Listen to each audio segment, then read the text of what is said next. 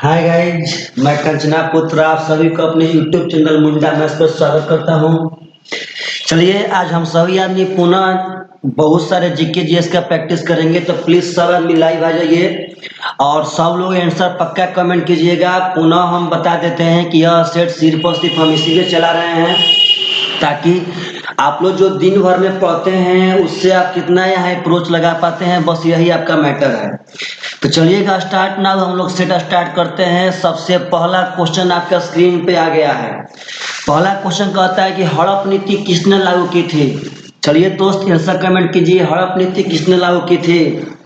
Friend, वह कौन से लॉर्ड गवर्नर थे, वह कौन से गवर्नर थे जो हड़प नीति लागू किए थे।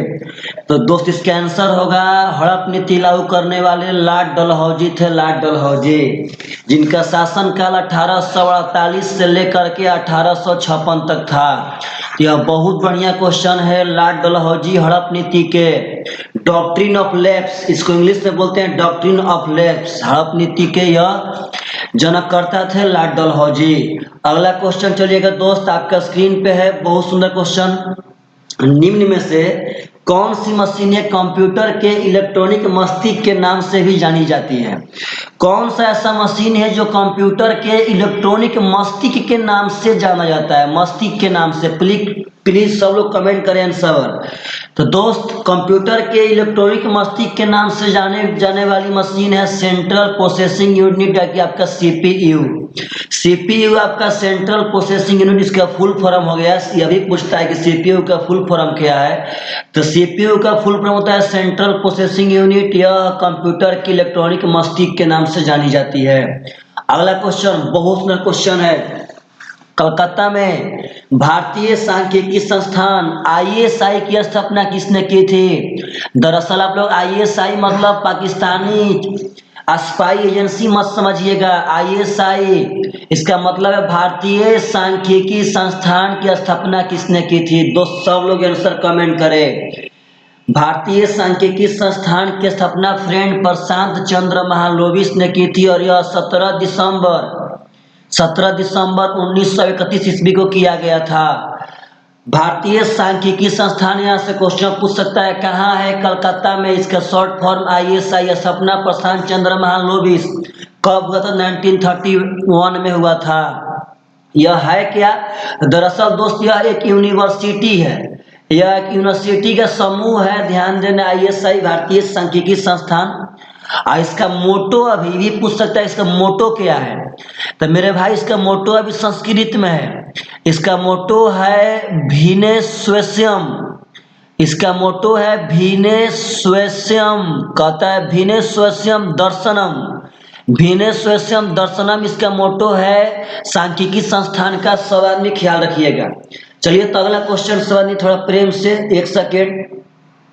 कह रहा है भारत में हर साल, यहाँ पे हर साल है आपका, हर साल संविधान दिवस कब मनाया जाता है। दरअसल भारत में हर साल संविधान दिवस 26 नवंबर को मनाया जाता है। दोस्त 26 नवंबर को याद रखना है, भारत में हर साल संविधान दिवस 26 नवंबर को मनाया जाता है। अगला क्वेश्चन, निम्नलिखित में से कौन से वन को मानसूनी वन के नाम से जाने जाते हैं। प्लीज सब लोग कमेंट करें कौन सा ऐसा ऑप्शन इसको मानसूनी वन कहते हैं। तो दोस्त इसका आंसर है, ध्यान रखिएगा, उष्ण कटिबंधीय पर्णपाती वन। उष्ण कटिबंधीय पर्णपाती वन को हम लोग मानसूनी वन के नाम से जानते हैं। उष्ण कटिबंधीय पर्णपाती वन को हम लोग मानसूनी वन के नाम से जानते हैं। अगला क्वेश्चन कहता है करेंट, मतलब समझ लीजिए इसको, निम्नलिखित में से किस भारतीय अभिनेत्री को मानसिक स्वास्थ्य के बारे में जागरूकता फैलाने के लिए विश्व आर्थिक मंच द्वारा 2020 में क्रिस्टल अवार्ड के लिए चुना गया था। कौन सी ऐसी भारतीय अभिनेत्री है जिसको मानसिक स्वास्थ्य के बारे में जागरूकता फैलाने के लिए विश्व आर्थिक मंच द्वारा 2020 में क्रिस्टल अवार्ड के लिए चुना गया था। तो दोस्त इसका आंसर है दीपिका पादुकोण। 2020 का क्रिस्टल अवार्ड, 2020 का क्रिस्टल अवार्ड दीपिका पादुकोण को मिला है, इस बात को नहीं भूलना है। क्रिस्टल अवार्ड कौन देता है, तो विश्व आर्थिक मंच द्वारा अवार्ड दिया जाता है, और यह 2020 में दीपिका पादुकोण को मिला है। चलिएगा अगला क्वेश्चन, बहुत सारा क्वेश्चन है, सब क्वेश्चन पूछा हुआ है, सब प्रीवियस, सब एक ही सेट का, यह ना कि हम अलग अलग सेट से चुन के ला रहे हैं जो आप लोगों को याद ना हो, यह सब एक ही सेट का है। अगला क्वेश्चन कहता है कि आतिश ए चिनार, आतिश ए चिनार, फ्लैग्स ऑफ चिनार, इसका अंग्रेजी है फ्लैग्स ऑफ चिनार, निम्नलिखित में से किस राजनेता की आत्मकथा, ऑटोबायोग्राफी, यानी कि वह राजनेता अपने हाथ से लिखले होगा अपने बारे में, पार्टनर साहब वह राजनेता जो होगा अपने बारे में खुद से लिखले होगा। तो आतिश ए चिनार किसका ऑटोबायोग्राफी है, आतिश ए चिनार। तो दोस्त याद रखिएगा, आतिश चिनार शेख मोहम्मद अब्दुल्ला, यह जम्मू कश्मीर के राजनेता हैं। आप लोग उमर अब्दुल्ला का नाम सुने होंगे, उमर अब्दुल्ला बढ़िया से सुने होंगे। उमर अब्दुल्ला का बाप पार्टनर साहब, उसके बाप का बाप था शेख मोहम्मद अब्दुल्ला। तो शेख मोहम्मद अब्दुल्ला जम्मू कश्मीर के एक बहुत बड़े राजनेता थे, उनका ऑटोबायोग्राफी है आतिश ए चिनार। आतिश ए चिनार। एपीजे अब्दुल कलाम का बायोग्राफी है विंग्स ऑफ फायर, अग्नि की उड़ान। तो यह सब थोड़ा ध्यान से सब आदमी समझिएगा। अगला क्वेश्चन, लोहे को जंग से बचाने के लिए, लोहे को जंग से बचाने के लिए इस पर जस्ते की सुरक्षात्मक परत चढ़ाई जाती है, तो इस प्रक्रिया को किस नाम से जानते हैं? अगर लोहा में जंग ना लगे, उसके ऊपर से कोई परत चढ़ाना है, उस प्रक्रिया को हम लोग क्या कहते हैं? ऊपर से जस्ता का परत चढ़ाना है, क्या कहते हैं? तो दोस्त इसका आंसर है गैल्वेनीकरण। अगर लोहे को जंग से बचाना हो, ऊपर से हम जस्ता, जस्ता का आपका हो जाएगा ZN। अगर जस्ता का परत हमको चढ़ाना है, जस्ता का परत, उसको हम कहते हैं गैल्वेनीकरण। आगे है, भारतीय संविधान के किस अनुच्छेद में यह उल्लेख किया गया है कि लोकसभा में एक अध्यक्ष और एक उपाध्यक्ष आवश्यक रूप से होना चाहिए? लोकसभा में एक अध्यक्ष और एक उपाध्यक्ष होना चाहिए, यह कौन से अनुच्छेद में वर्णित है? प्लीज सब लोग कमेंट करें, कौन से अनुच्छेद में वर्णित है कि अध्यक्ष उपाध्यक्ष होना चाहिए? तो फ्रेंड यह अनुच्छेद 93 में वर्णित है कि एक अध्यक्ष और एक उपाध्यक्ष होना चाहिए। अगला क्वेश्चन, पंकज अडवाणी, आप लोग नाम सुने होंगे, यह बिलियर्ड्स खेलते हैं, माने जाने प्लेयर है, भारत के सबसे टॉप प्लेयर बिलियर्ड्स के Pankaj Advani. IBSF world billiards championship, ध्यान से, IBSF वर्ल्ड बिलियर्ड्स चैंपियनशिप, यह भी क्वेश्चन आ सकता है आप लोगों से। IBSF यह विश्व बिलियर्ड्स, जैसे विश्व का वर्ल्ड कप, जैसे क्रिकेट का वर्ल्ड कप होता है ना, वैसे ही भाई साहब यह IBSF बिलियर्ड्स का वर्ल्ड कप है।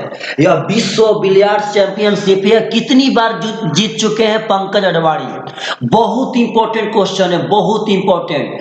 पंकज अडवाणी कितनी बार बिलियर्ड्स के चैंपियनशिप जीत चुके हैं? तो दोस्तों 22 बार जीत चुके हैं, इस बात को याद रखिएगा।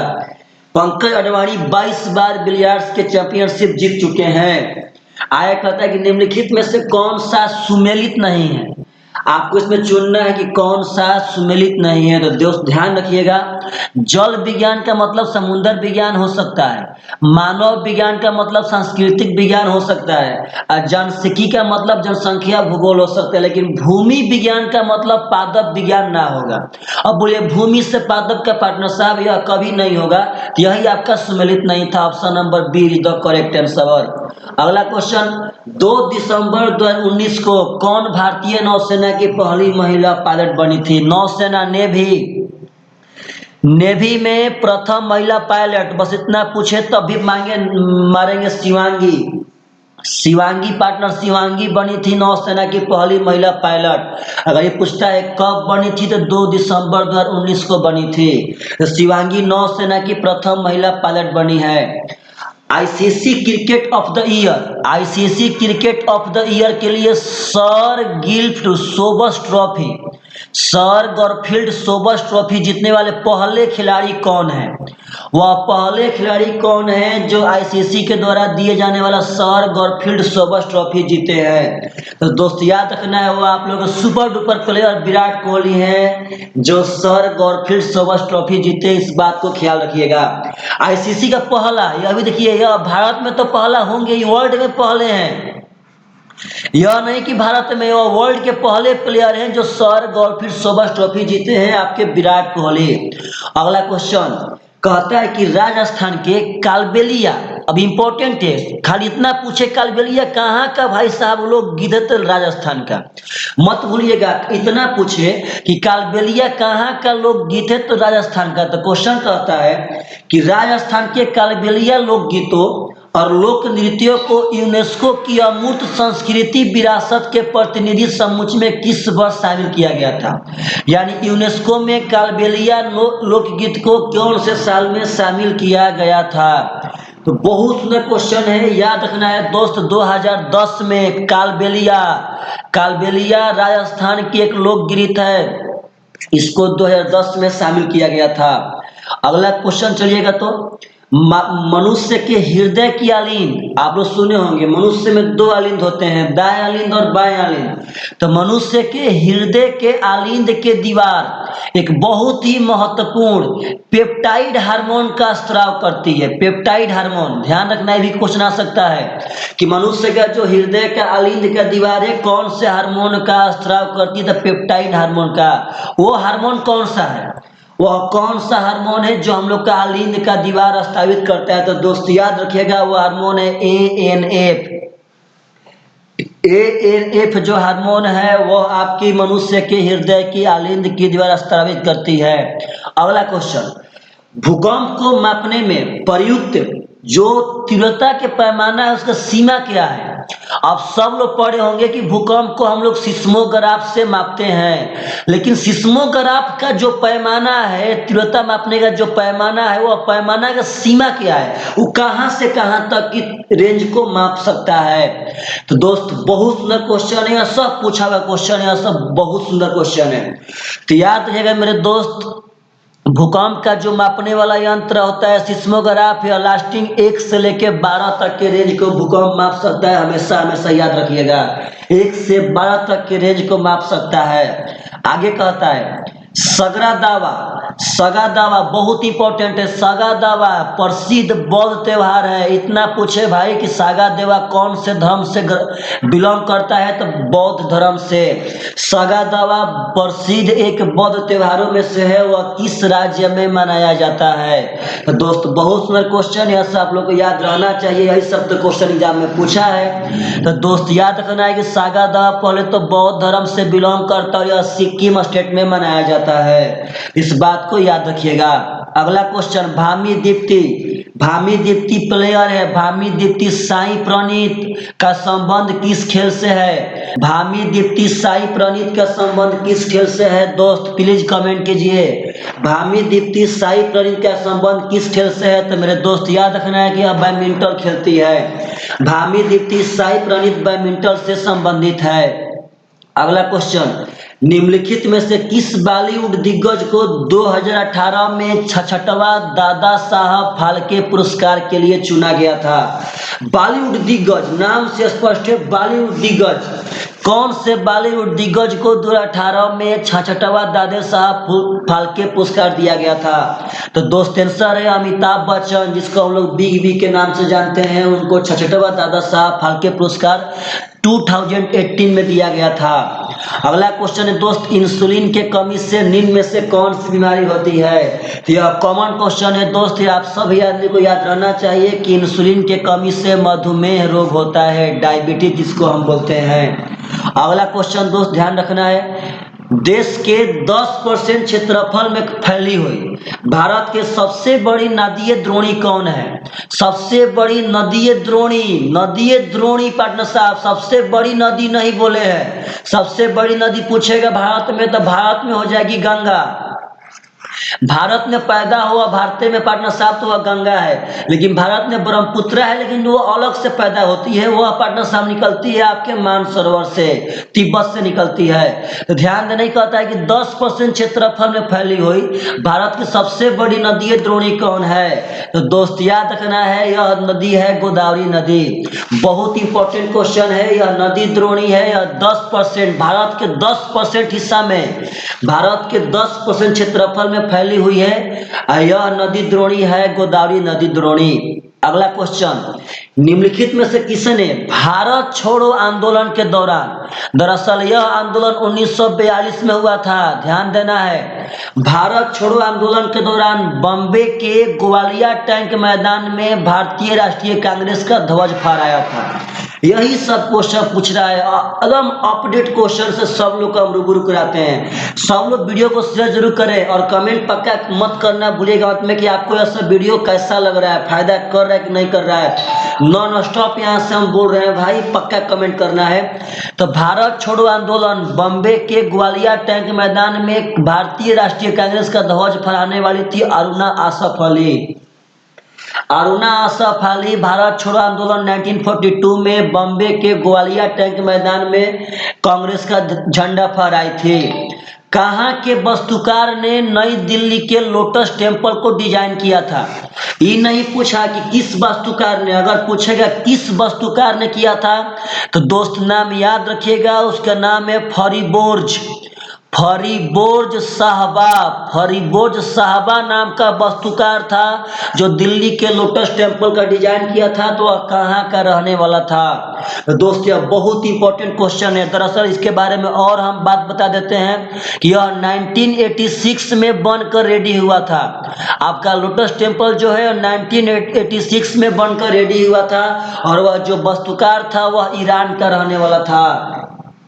कहाँ के वास्तुकार ने? दिल्ली के लोटस टेम्पल, दिल्ली में है, यह भी याद रखना है कि यह दिल्ली में है। इसको हम बहाई मंदिर भी कहते हैं, यह भी ध्यान रखना है सब आदमी को। तो यह पार्टनर साहब दिल्ली का बहाई मंदिर यानी लोटस टेम्पल 1986 में बनकर रेडी हुआ था। फरीबोर्ज साहबा नाम का वास्तुकार इसको आर्किटेक्ट किया था और वह ईरान का रहने वाला था। भूटान का राष्ट्रीय खेल, दोस्त कॉमन क्वेश्चन है, भूटान का राष्ट्रीय खेल तीरंदाजी होता है, यह सभी लोग जानते हैं। भूटान के राष्ट्रीय खेल तीरंदाजी होता है, सभी लोग जानते हैं। अगला क्वेश्चन, इनमें से कौन सा देश मानव अंतरिक्ष मिशन गगनयान जो भारत लॉन्च करने वाला है, मानव अंतरिक्ष मिशन गगनयान, तो कौन सा देश है जो गगनयान के लिए चुने गए अंतरिक्ष यात्रियों के स्वास्थ्य की निगरानी के लिए भारतीय उड़ान सर्जनों को प्रशिक्षित करता है? कौन सा ऐसा देश है जिसमें गगनयान में जिनको भेजा जाएगा उन अंतरिक्ष यात्रियों के स्वास्थ्य की निगरानी के लिए सर्जनों को प्रशिक्षित करता है, मतलब उनको तैयार करता है? तो दोस्त ध्यान रखना है, वह है आपका फ्रांस। फ्रांस गगनयान में जितने भी यात्री जाएंगे, जितने भी अंतरिक्ष यात्री जाएंगे, उनके स्वास्थ्य की निगरानी के लिए जो सर्जन इलेक्टेड है, जो डॉक्टर है, उनको यह प्रशिक्षित करता है फ्रांस। अगला क्वेश्चन, दिसंबर 2019 में किस देश के अंतरिक्ष स्टेशन से इथियोपिया का पहला उपग्रह लॉन्च किया गया था? दिसंबर 2019 में किस देश के अंतरिक्ष स्टेशन से इथियोपिया का पहला उपग्रह लॉन्च किया गया था? तो दोस्त बहुत इंपॉर्टेंट क्वेश्चन है, सब लोग याद रखिएगा, वह देश था चीन। चाइना के अंतरिक्ष स्टेशन से इथियोपिया का पहला उपग्रह लॉन्च किया गया था। अगला क्वेश्चन है, दिसंबर 2019 में कितने पश्चिमी अफ्रीकी देशों ने अपनी उभयनिष्ठ मुद्रा का नाम CFA फ्रैंक से बदल के इको कर दिया था? ऐसे कितने पश्चिमी अफ्रीकी कंट्री है? साउथ अफ्रीकी कंट्री पार्टनर साहब, साउथ नहीं, वेस्ट अफ्रीकी कंट्री। कितने पश्चिमी अफ्रीकी कंट्री है जो 2019 में अपना मुद्रा था CFA फ्रैंक, उनको बदल के इको करने की सहमति जताई थी? यह बहुत सा क्वेश्चन है, यह पूछा हुआ क्वेश्चन है। ऐसी 5 कंट्री थी जो सहमति जताई थी। अगला क्वेश्चन, सौरभ गांगुली जो BCCI के हाल ही में अध्यक्ष बने हैं, यह कौवे अध्यक्ष बने हैं दोस्त। सौरभ गांगुली BCCI के कौवे अध्यक्ष बने हैं। तो दोस्त कमेंट कीजिए सब आदमी। तो याद रखिएगा, सौरभ गांगुली BCCI के 39वें अध्यक्ष चुने गए हैं। हैदराबाद शहर का संस्थापक कौन थे? बहुत इंपॉर्टेंट क्वेश्चन। प्लीज सब लोग आंसर कमेंट करें, वीडियो को शेयर करें, जितने लोग अभी लाइक नहीं किए हैं लाइक करें प्लीज प्लीज प्लीज। हैदराबाद शहर के संस्थापक कौन है? याद रखना है दोस्त, निजामुल मुल्क। हैदराबाद शहर के संस्थापक आपके हैं निजामुल मुल्क। अगला क्वेश्चन, F7 का प्रयोग कंप्यूटर में किस लिए किया जाता है? बहुत इंपॉर्टेंट क्वेश्चन है, बहुत इंपॉर्टेंट। F7 का प्रयोग कंप्यूटर में किस लिए? फंक्शन की आप लोग सुने होंगे, फंक्शन की होता है मेरे भाई, उसमें F7 फंक्शन की पहले भी पूछ सकता है कि कई गो होता है, ध्यान देना है दोस्त। फंक्शन की होता है 12 ठो। किसी भी कीबोर्ड में बहुत बार क्वेश्चन पूछा है, फंक्शन की होता है कितना ठो, तो 12 ठो। अब उसमें जो F7 है उसका प्रयोग कंप्यूटर में स्पेलिंग और ग्रामर को जांचने के लिए करते हैं। F7 का प्रयोग कंप्यूटर में स्पेलिंग और ग्रामर को जांचने के लिए करते हैं। अगला क्वेश्चन, राजीव गांधी खेल रत्न पुरस्कार 2019 में कितने लोग को दिया गया था? यह 2019 का ना है, यह 2020 का नहीं पूछे हैं, यह 2019 का पूछे हैं। 20 में दिया गया था 5 आदमी को। रोहित शर्मा जो खेलते हैं क्रिकेट, मनिका बत्रा जो खेलती है टेबल टेनिस, ध्यान रखना है सब आदमी को। आगे आपका था मरियप्पन थम्बोल, यह पाटना साहब पारा एथलीट है। आगे मिला था विनेश फोगाट जो रेसलिंग का है। आगे मिला था रानी रामपाल, ध्यान देना सब आदमी को, जो हॉकी खेलती है रानी रामपाल। तो यह सब देखिए ध्यान से, अभी हम बता रहे हैं 2020 का। 2020 में 5 आदमी को मिला था, रोहित, मानिका बत्रा, मरियप्पन थम्बुनल, रानी रामपाल, विनेश फोगाट। और 2019 में मिला था 2 आदमी को, ध्यान रखिएगा सब आदमी। राजीव गांधी खेल रत्न पुरस्कार 2019 में 2 आदमी को मिला था। अगला क्वेश्चन, चाणक्य उपन्यास जिससे 2019 में साहित्य अकादमी पुरस्कार से सम्मानित किया गया था। इतना क्वेश्चन पूछे कि 2019 में साहित्य अकादमी पुरस्कार किस बुक को मिला था, तो चाणक्य उपन्यास को। यह किस भाषा में लिखी गई है? बहुत ही सुंदर सुंदर क्वेश्चन पूछ रहा है, घुमा घुमा करके सब लोग आंसर दीजिए। तो दरअसल चाणक्य उपन्यास असमिया भाषा में लिखी गई है दोस्त, याद रखना है। अगला क्वेश्चन, गुप्त काल का प्रसिद्ध दशावतार मंदिर जिसे उत्तर भारत का प्राचीनतम पंचायत मंदिरों में से एक माना जाता है, उत्तर भारत में यह कहाँ स्थित है? बहुत सुंदर क्वेश्चन है। गुप्त काल का प्रसिद्ध दशावतार मंदिर, आर्ट एंड कल्चर से डेली बोर्ड में क्वेश्चन बहुत पूछता है। तो दशावतार मंदिर पाटना साहब उत्तर भारत में देवगढ़ में स्थित है, ध्यान रखिएगा। अगला क्वेश्चन, भारत में कौन सा बैंक मुद्रा नोट छापता है? तो भारत में मुद्रा नोट छापने वाला बैंक है पाटना साहब भारतीय रिजर्व बैंक। भारतीय रिजर्व बैंक का जिसे हम लोग आरबीआई के नाम से भी जानते हैं। ध्यान देना, इसका हेडक्वार्टर मुंबई में है, कभी हेडक्वार्टर दिल्ली मत मारिएगा। इसका हेडक्वार्टर मुंबई में। इसका स्थापना कितना तारीख को हुआ था? तो 1 अप्रैल 1935 को। यह सब बहुत इंपॉर्टेंट है। आरबीआई मुद्रा नोट छापती है, हेडक्वार्टर मुंबई में है। और उसका बोलते हैं 1 अप्रैल 1935 को स्थापना हुआ था। इसका अभी शशिकांत दास आप लोग नाम सुने होंगे। इनके शशिकांत दास हैं पाटना साहब की अभी आपके आरबीआई के गवर्नर। अगला क्वेश्चन, भारत में निर्मित प्रथम कच्चे तेल के पाइपलाइन का नाम क्या है? भारत में निर्मित प्रथम कच्चे तेल के पाइपलाइन का नाम, पाटना साहब ध्यान देना है, भारत में बना हुआ कच्चा तेल का पाइपलाइन नहरकटिया नोनामती बरौनी पाइपलाइन है। यह बिहार के बरौनी में है, नहरकटिया नोनामती बरौनी पाइपलाइन। यह भारत में ही बना था कच्चा तेल का पाइपलाइन है। अगला, सरकारिया आयोग ने अपना रिपोर्ट कब प्रस्तुत की थी? बहुत इंपॉर्टेंट क्वेश्चन है, बहुत इंपॉर्टेंट। सरकारिया आयोग अपना रिपोर्ट कब प्रस्तुत की थी? तो दोस्त याद रखना है कि सरकारिया आयोग 1988 में अपना रिपोर्ट प्रस्तुत की थी। याद रखना है दोस्त, सरकारिया आयोग 1988 में अपना रिपोर्ट प्रस्तुत की थी। अगला क्वेश्चन, अपसौरिक एक ब्रह्मांड में होने वाली घटना है। अपसौरिक की परिघटना के दौरान पृथ्वी और सूर्य के बीच की अनुमानित दूरी कितनी होती है? ऐसे ऐसे क्वेश्चन आएंगे। अपसौरिक की परिघटना के दौरान पृथ्वी और सूर्य के बीच की दूरी कितनी होती है? तो दोस्तों ध्यान रखना है 152 मिलियन किलोमीटर। 152 million kilometre. एक मिलियन में होता है 10 लाख। इसका मतलब है कि 152 पे 10 करेंगे तो 1520 लाख किलोमीटर दूरी हो जाता है पृथ्वी और सूर्य का, जब अपसौरिका का परिघटना होगा तब। वायुमंडलीय ओजोन का अधिकांश भाग वायुमंडल के किस परत में पाया जाता है? ओजोन परत का अधिकांश भाग किस वायुमंडलीय परत में पाया जाता है? बहुत इंपॉर्टेंट क्वेश्चन है। तो दोस्त याद रखना है कि वह समताप मंडल में पाया जाता है। अधिकांश ओजोन समताप मंडल में ही होता है, जिसे हम लोग O3 से डिनोट करते हैं। आगे चलिए, इनमें से कौन सा टीन का प्रतीक है? बहुत ही आसान क्वेश्चन है दोस्त, याद रखिएगा। टीन का प्रतीक है एसेन। इनमें से कौन सा टीन का प्रतीक है? तो एसेन। अगला क्वेश्चन, भटियाली निम्नलिखित में से किस राज्य का लोक संगीत है? बहुत इंपॉर्टेंट क्वेश्चन, भटियाली निम्न में से किस राज्य का लोक संगीत है? तो दोस्त याद रखना है कि यह पश्चिम बंगाल का लोक संगीत है। कल आया था क्वेश्चन आलू पोस्तो, आलू पोस्तो पश्चिम बंगाल का व्यंजन था, आप इस बात को मत भूलिए। अगला क्वेश्चन, भारतीय संविधान के किस अनुच्छेद में राज्य में विधानसभा के गठन का प्रावधान है? देखिएगा, कल आया था क्वेश्चन क्या क्या कि 6 से 14 साल के लड़का को मुफ्त शिक्षा 21 के ए में। अभी जस्ट पढ़ाए हैं कि लोकसभा में एगो अध्यक्ष होगा, एगो उपाध्यक्ष होगा, 93 में है। अभी पूछे कि भारतीय संविधान के कौन सा अनुच्छेद में विधानसभा के गठन का प्रावधान है? बहुत इंपॉर्टेंट क्वेश्चन है।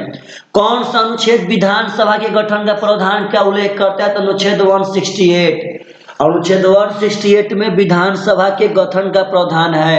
अगला क्वेश्चन, भारत के जीडीपी ग्रोथ डोमेस्टिक प्रोडक्ट में अर्थव्यवस्था में किस क्षेत्र में हिस्सेदारी सबसे ज्यादा है? भारत के जीडीपी में कौन सी हिस्सेदारी सबसे ज्यादा शो करती है? तो आज के डेट में सबसे ज्यादा आपका सेवा शो कर रहा है। जीडीपी में भारत की अर्थव्यवस्था में सबसे बड़ा हाथ है सेवा का। अगला क्वेश्चन दोस्त, 2004 में हिंद महासागर में एक सुनामी आया था, उस सुनामी की तीव्रता कितनी थी? यह सब क्वेश्चन पूछा हुआ है दोस्त, बहुत इंपॉर्टेंट है, बहुत इंपॉर्टेंट। याद रखना है कि 2004 में हिंद महासागर में सुनामी भी आया था, उसका तीव्रता था आपका 9.1। तो बहुत इंपॉर्टेंट क्वेश्चन है। 2004 में हिंद महासागर में आने वाली सुनामी की तीव्रता था 9.1। आगे, आर्द्र भूमि पर रामसर संधि भारत में किस वर्ष लागू हुई थी? आर्द्र भूमि पे रामसर संधि भारत में किस वर्ष लागू हुई थी? तो आपका दोस्त याद रखना है कि 1982 में रामसर संधि लागू हुई थी। 1982 में रामसर संधि लागू हुई थी। अगला क्वेश्चन, निम्नलिखित में से कौन हिंदुस्तानी शास्त्रीय संगीत शैली में एक प्रसिद्ध तबला वादक नहीं है? इसमें से 3 ऑप्शन में तबला वादक होंगे और एक तबला वादक नहीं है। तो जाकिर हुसैन यह तबला वादक हैं, लतीफ अहमद यह भी तबला बजाते हैं, स्वपन चौधरी यह भी तबला बजाते हैं। तो अमजद अली यह पार्टनर साहब तबला नहीं बजाते हैं, यह सरोद बजाते हैं। आप लोग सब आदमी ख्याल रखिएगा, अमजद अली तबला नहीं बजाते हैं, यह सरोद बजाते हैं। बाकी स्वपन चौधरी, लतीफ अहमद, जाकिर हुसैन सब लोग तबला बजाते हैं। याद रखना है, जाकिर हुसैन, लतीफ अहमद, स्वपन चौधरी तबला बजाएंगे और अमजद अली सरोद बजाएंगे। 1576 में मेवाड़ के किस राजपूत शासक ने हल्दी घाटी के युद्ध लड़ा और फिर अपने घोड़े चेतक पर मैदान छोड़ के भाग गया? तो सबसे इंपॉर्टेंट बात कि हल्दी घाटी का युद्ध कब लड़ा गया था? तो 1576 में। कौन कौन पार्टनर साहब? तो मेवाड़ के राजपूत शासक थे, वह युद्ध लड़े थे और अपने घोड़े चेतक के साथ भाग गए थे। आपके थे महाराणा प्रताप सिंह। आप इसके घोड़े के नाम से भी पहचान सकते हैं, चेतक को महाराणा प्रताप सिंह ही रखे थे। तो 1576 में लड़े जाने वाले युद्ध, हल्दी घाटी के युद्ध में महाराणा प्रताप सिंह भाग चले थे। निम्नलिखित में से किसे अब सौरमंडल के ग्रह नहीं माना जाता है? तो दोस्त याद रखना है कि वरुण आपका ग्रह है, मंगल है, अरुण है, परंतु प्लूटो आपका ग्रह नहीं है। तो क्वेश्चन यही पूछा है कि कौन ग्रह नहीं मानते हैं? तो प्लूटो आपका राइट आंसर है। अगला क्वेश्चन बहुत इंपॉर्टेंट है दोस्त, ध्यान दीजिएगा। सभी विभिन्न खेलों के कोच समझते हैं, जो कोचिंग करते हैं प्लेयर लोग का, कोचों के बीच सर्वश्रेष्ठ कोच को दिया जाने वाला पुरस्कार इनमें से कौन सा है? कोचों को मिलने वाला पुरस्कार कौन सा है? तो आपको बता देते हैं कि महाभारत में अर्जुन के गुरु थे द्रोणाचार्य, उनके नाम पे यहाँ गुरु जी को दिया जाता है द्रोणाचार्य पुरस्कार। यह ध्यान है, सब आदमी जितने भी गुरु जी होते हैं भारत में जो प्रशिक्षित करते हैं, उनको द्रोणाचार्य पुरस्कार दिया जाता है। अगला क्वेश्चन, किस अमेरिकी राष्ट्रपति को नोबेल शांति पुरस्कार प्रदान किया गया है? नोबेल में शांति पुरस्कार कौन से राष्ट्रपति को प्राप्त किया गया है? तो जब देखिए, आप लोग को ऐसा बताना कि याद ना होगा, याद रहता है परंतु आप लोग भूल जाते हैं। तो याद रखना है, अमेरिका के राष्ट्रपति बराक ओबामा को नोबेल का शांति पुरस्कार मिला है, कभी आप भूलिएगा मत। बराक ओबामा को नोबेल का शांति हाल ही में मिला है भाई साहब, 2 साल पहले, 3 साल पहले। अगला क्वेश्चन कहता है कि रंगोली बिहू असम के प्रमुख त्योहारों में एक है। बहुत तो जानते हैं कि जो बिहू होता है वह असम का ही त्योहार है। अब यह किस महीना में मनाया जाता है? बहुत इंपॉर्टेंट क्वेश्चन है, बहुत इंपॉर्टेंट क्वेश्चन। जो बिहू है वो असम में अप्रैल महीना में मनाया जाता है। बहुत ना क्वेश्चन, बिहू असम का तो त्योहार था लेकिन कब मनाया जाता है? तो वह अप्रैल में मनाया जाता है। अगला आदिवासी त्योहार भगता पर्व, सबसे इंपॉर्टेंट बात, जो बसंत और गर्मियों की अवधि के बीच मनाई। देखिए सेम टू सेम यह भी आपसे क्वेश्चन पूछ सकता है कि भगता पर्व कब मनाया जाता है भाई? तो बसंत महीना में और गर्मियों की अवधि के बीच। यह कौन सा स्टेट शुरू किया था? आदिवासी लोग का एक त्योहार है भगता पर्व, जो बसंत और गर्मी के बीच में मनाया जाता है। तो इसको स्टार्ट करने वाला सबसे पहला स्टेट है झारखंड। तो दोस्त यहाँ पे 51 क्वेश्चन बहुत शुभ अंक होता है आपका। यहाँ पे हम दहीन करते हैं। आपको कमेंट पक्का करना है कि आपको इससे फायदा हो रहा है कि नहीं हो रहा है। चलिएगा, आप सभी को मेरा नमस्कार, बहुत आगे बढ़िए आप। God bless you, bye bye, take care. सब लोग एकदम आराम से रात भर पढ़िए, रात भर। चलिए bye bye, take care, bye bye.